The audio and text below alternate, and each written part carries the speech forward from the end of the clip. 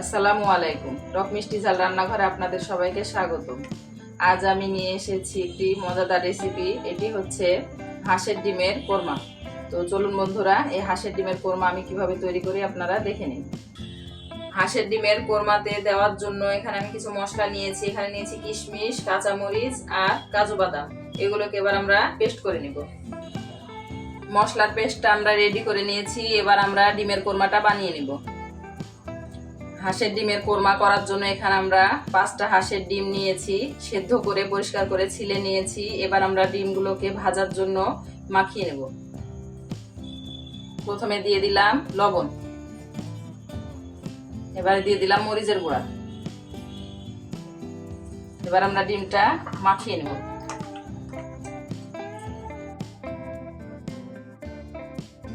ডিমটা আমাদের মাখিয়ে নেওয়া হয়ে গেছে। এবার আমরা ডিমটা ভেজে নেব। হাঁসের ডিমগুলো ভেজে নেওয়ার জন্য চুলায় আমরা প্যান বসিয়ে দিয়েছি। প্যানে দিয়ে দিব সয়াবিন তেল।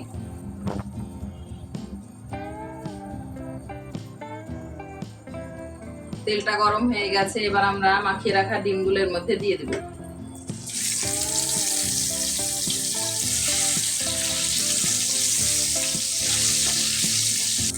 ডিমগুলো আমাদের ভেজে নেওয়া হয়ে গেছে। এবার আমরা এগুলোকে উঠিয়ে নেব।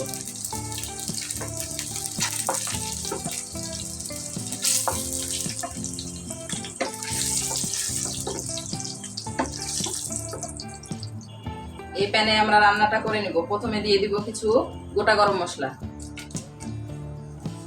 একটা তেজপাতা, পেঁয়াজ কুচি নিয়েছি দিয়ে দিব।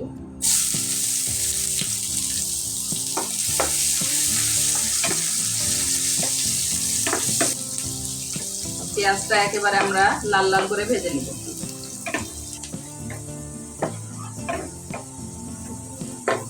পেঁয়াজটা আমরা লাল লাল করে ভেজে নিয়েছি। এবার এখানে দিয়ে দিব পেঁয়াজ বাটা।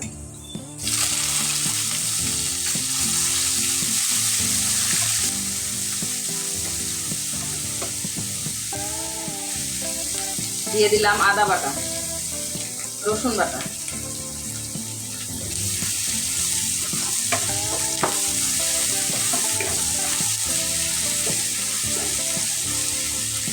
এবারে এখানে যে কাজু বাদাম, কিশমিশ আর কাঁচামরিচের পেস্টটা রেডি করে রেখেছিলাম, এটা এবারের মধ্যে দিয়ে দেব।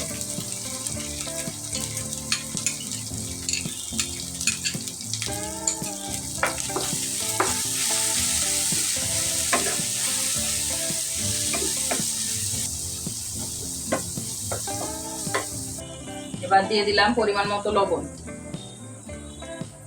এবারে দিয়ে দিব জিরা গুঁড়া,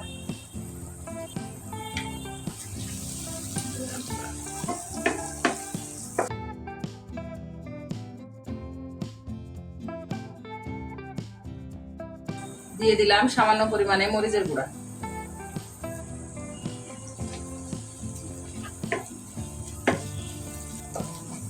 মশলাটা আমাদের সুন্দরভাবে কষিয়ে নেওয়া হয়ে গেছে। এখানে আমরা লিকুইড গরুর দুধ নিয়েছি 1 কাপ, দিয়ে দেব।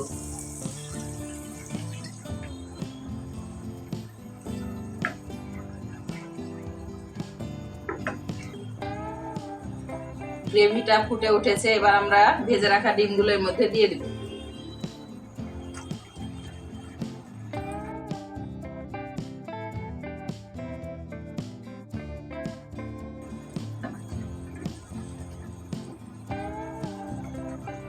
দিয়ে দিলাম চেরা কাঁচামরিচ।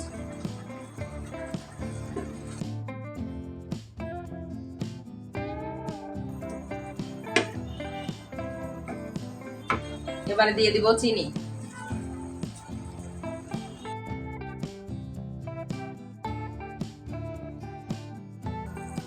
এই পর্যায়ে দিয়ে দিব 1 চা চামচ ঘি।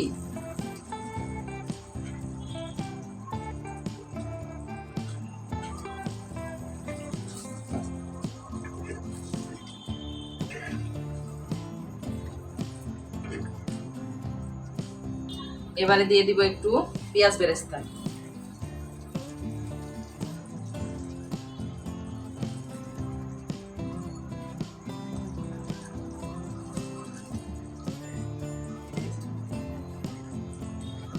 হাঁসের ডিমের কোরমা আমাদের রেডি হয়ে গেছে। এবার আমরা পরিবেশন করে নিব। তৈরি হয়ে গেল আমাদের মজাদার একটি রেসিপি, হাঁসের ডিমের কোরমা। তো এই রেসিপিটি ভাত, পোলাও, বিরিয়ানি এবং ফ্রাইড রাইসের সঙ্গে অনেক সুন্দর লাগে খেতে।